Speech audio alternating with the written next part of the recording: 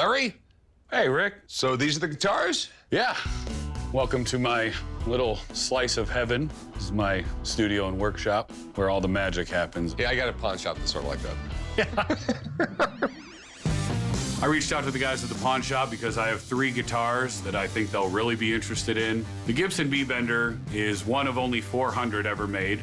The Mosrite Celebrity is 50-something years old. It's hard to find them in this kind of shape. And a custom-painted Fender Stratocaster. There's only 3 of them in the entire world. I'd love to walk away with $24,000 for the 3. If I'm able to sell these guitars, I will immediately start building my dream recording studio.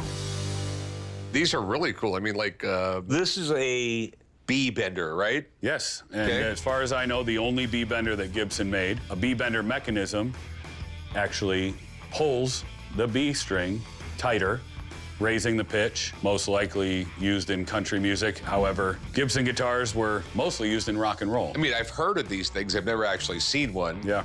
So the Gibson is a 2013. And that was done by the factory? Yes, that's a factory Gibson mechanism.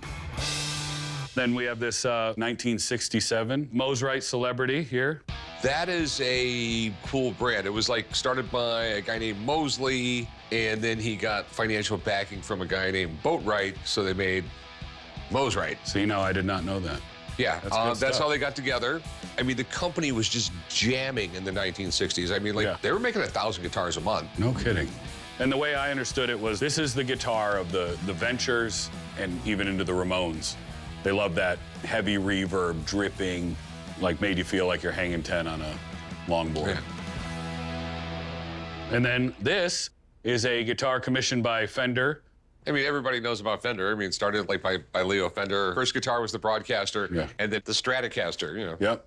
The original rock and roll guitar, you know, That's Jimi right. Hendrix. It's cool, but that's a factory Gibson paint job?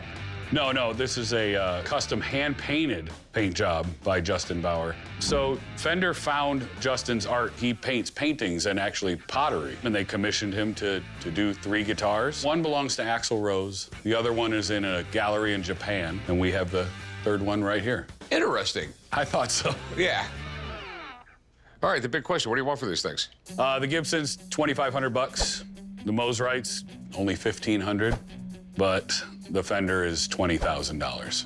All right, I'm gonna get a hold of my guitar guy because you have some very non-standard guitars. I specialize in it. Let me get him down here and let's get his opinion, and then we'll go from there. Sounds great.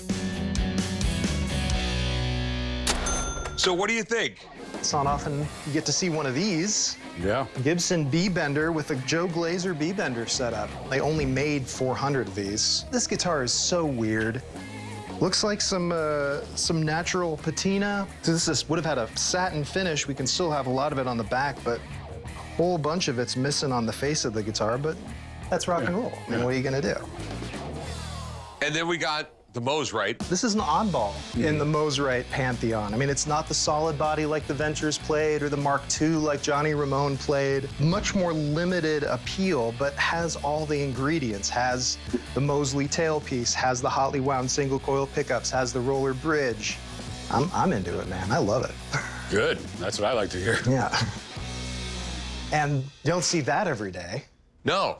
Well, I mean, the Stratocaster has been such an enticing platform for artwork. You've got, you know, Jimi Hendrix, Monterey Pop. Yeah. And then in the 90s, you have Crash, the artist that made those really evocative art guitars for Eric Clapton. So there's a good lineage of make your Stratocaster as weird and as wild as possible. Sure.